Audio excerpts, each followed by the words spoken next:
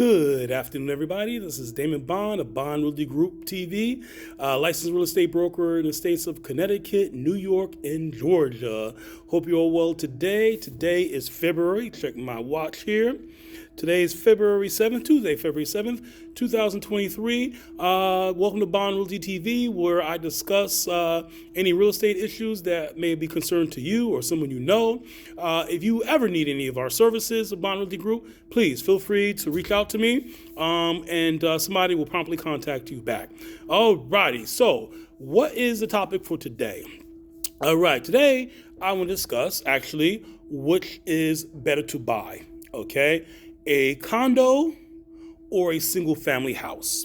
So is it best to purchase, if you're a first time home buyer, by the way, right? So if you're a first time home buyer, which is better, okay? By purchasing a condo or a single family house? And that all depends. That all depends on your need. That all depends on your circumstances. So let's do condos first, right? Condominiums, by definition, are a place, a dwelling, okay, an area where there is common areas, if you will, right? So, for example, the lobby is a common area of a condo association, right? The grounds, that's common areas, okay? While each individual unit in a condo is that of the owners, okay? Now, the thing is this, condos are far and wide in terms of variety, okay? So, for example, you have your apartment building style condos, right? So you have 10 stories, 5 stories, whatever it may be, okay? Or large complexes where, yes, each unit, okay, on each floor belongs to somebody, okay? Because remember, in the condominium, you are the owner of that unit, all right? And there's pros and cons to different types of condos. Then you have condos that are townhouse style like condos, okay? So you have an up and down, just like you do in a single family house, if it's like a colonial or a cape or something like that, all right? Some condos, you even have basements, okay? It varies. There's some condos where there is attached garages, other condos where it's a parking lot, park spaces, open park spaces, and what have you. Some condos, they have a rec room, workout room, for you to have functions, or you just reserve it. Other facilities don't, they just bare knuckles, if you will. So it varies. So there's no type of, condo that is, the same, is variety. They vary from place to place, from complex to complex. Also, some condos have different, regulations and rules. Some, for example, you can't rent out to tenants, all right? So they restricted that. Others, you can't barbecue on your, front porch or back porch. Others, you can't hang stuff out, you can't put plants, or, if you want to plant an American flag or any other type of flag, so, some condos will self-manage, some they have a property manager, some condos, they cover utilities such as hot water, sewer, and electric. Others, you have to pay for everything. Oh, the list is exhaustive. Actually, it isn't. I'm being melodramatic, but you get the idea, right? Because a lot of times we would think that condos are one and the same, but they're not, okay? While single-family house is a single-family house. It could be a duplex, all right? That still classifies as a single-family house. But basically you're responsible for the exterior and the interior. Unlike in a condo, in many cases, you're just responsible for the interior. All right, with a single family house, you're responsible for the exterior as well as the interior. It is yours. Usually there's a lot more land that comes with a single family house.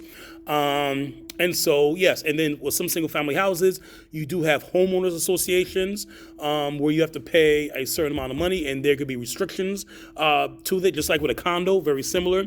So some homeowners associations, you're not allowed to park your car on the street, all right? Others, you can't have cars on cinder blocks or abandoned vehicles in your driveway. If you want to paint the house a certain color, you have to get board approval from the homeowners association. So it's a fee, basically, just like a condo, on top of your mortgage or whatnot. So basically, homeowner association is just like a condo, what they do with a condo, except it's a single family house, okay?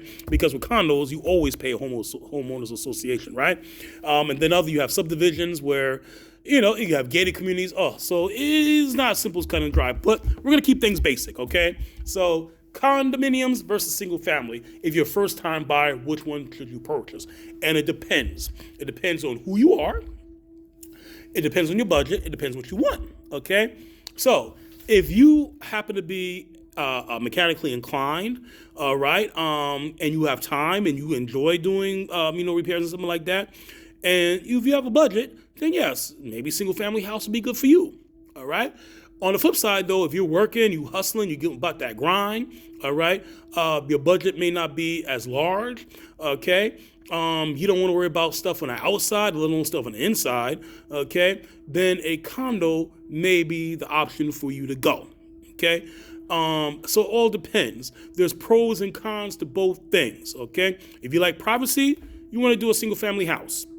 If you don't care about privacy, you want to do a condo, okay? But sometimes you have the best of both worlds. Sometimes you can have a little backyard space, right? And you can find those particularly in some luxurious condos, high-end condos, but you don't want to deal with the maintenance on the outside, right? You don't want to worry about raking leaves and cleaning gutters and roof repairs and, exterior maintenance and what have you, right? Then by all means, you can get that in a condo, certainly. If you like the idea of having a basement, okay, there are plenty of condos with basements. If you like the idea of having an upstairs, downstairs type of feel like you would in a traditional colonial, for example, or, a two-story a single-family house, they got condos that do that. If you want to attach a garage, all right, guess what? They have condos to do that too. It all depends on what you want, all right? Now, traditionally, on condominiums, one of the advantage points was the fact that you live in a certain area, right, particularly a high demand area, pay less than a single family house, get the benefits of home ownership, all right, and the taxes usually are lower on condominiums than they are on single family houses as a standalone dwelling, right? So you just have to figure out which one is best for you. And remember, let's say you buy a one-bedroom condo, even a two-bedroom condo, right? Because you could buy a condo, families buy condos all the time, right? So let's say you're single or, you're going in with a partner, spouse, whatever it is, and let's say you have a couple of kids, right? You get yourself a two-bedroom condo, right? Three-bedroom condo, or if you're by yourself, you get yourself one bedroom, right? You can always trade up. No doubt about it, right? When I say trade up, I mean getting a bigger place, not in terms of quality necessarily, because remember, one is not necessarily better than the other. It all depends on what your circumstances are. You can always do that, right? And you could either sell that unit, right, or hold the unit and just put a tenant in, charge rent, okay, and move on to what you want to do and get a single family house eventually. So it all depends what you want to do. I could say there's plus and minuses to both, all right? Having lived both in condos and single family, I could tell you, in wintertime, since I live in Connecticut, operate business in Connecticut, it's a pain to shovel that snow. Luckily, this winter, we haven't had a lot of snow, thank goodness. All right, it's been very mild up here, despite the freezing cold temperatures last week. But yeah, I don't feel like shoveling the snow. I want to do that, okay? Every fall, guess what? We got to break the leaves and what have you, right? I don't feel like doing that, all right? You got to remember to put the garbage to the curb. All right, you have deferred maintenance. You got to cut the lawn, weed whack it, okay, trim the bushes. All right, got to make sure the gutters are in working order. You got to make sure that the roof ain't leaking and the roof is intact. Okay, and this is all the outside. I'm not even talking about the inside. All right, it can be quite daunting, especially if you're out there and you're about to grind and hustle. When I lived in a condo, it was great. I didn't have to worry about any of those things. Just inside my interior unit, I had to worry about, which was wonderful, right? On the flip side, though, it's great not having neighbors right up on me, okay, in a single family house. Or if you live in a garden style, condo, there's no neighbors, above me or below me. I ain't got to hear their music, all right? I don't have to hear their noises in the nights or whatever it is, right? I don't have to smell their foods coming into my house, right? So there's advantages to both, to both. There's pros and cons of both. It all depends on where you are in your life and what is your ultimate goal, all right? And I know people who want the whole, the so-called American dream, the white picket fence, the single family house and everything, and they did that for 30 years, 20, 30 years. And they said, okay, I'm done. I'm tired of this. And what they do is they sell that bad boy, okay? And they don't downsize. Actually, no, they don't downsize. They like the space, all right? They just like the idea of not worrying about shoveling snow and parking spaces and things like this.